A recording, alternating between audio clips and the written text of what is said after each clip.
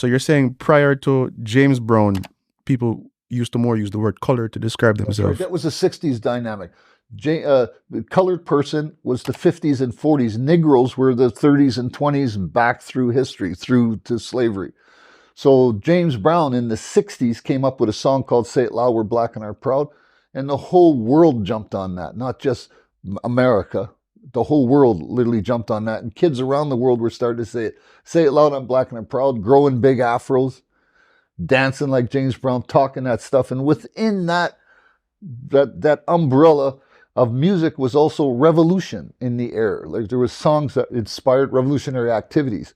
Rise up, demand stuff. It was the civil rights movement, the freedom for the people's movements is what it was called. Yeah.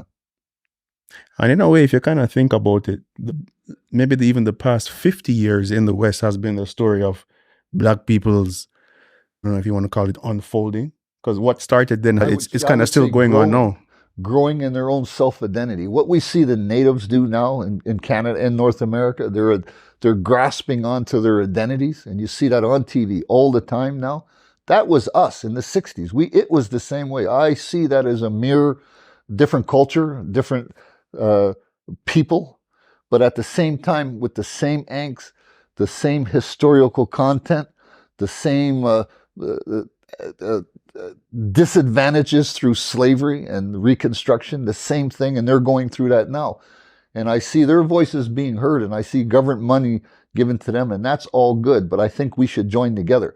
I think that pool of money is for us to do something. The change has to be within all those subcultures, those that were affected by colonialism. And you see that now, which is a real good thing in my part, because that Jully Black made that song 2 or 3 weeks ago, and the world went crazy because she changed one of the lyrics in the Canadian national anthem. Oh, when she's, instead of saying, in all thy sons, she said, in all of us command.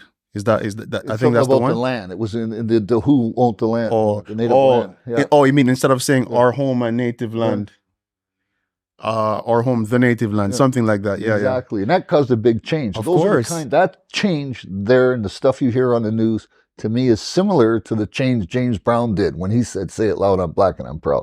It was the same thing. It resonated the same way and caused. So you had white movie stars at that time saying, say it loud, I'm black and I'm proud. Just like you have white people now identifying with that Jully Black's change in that song, right?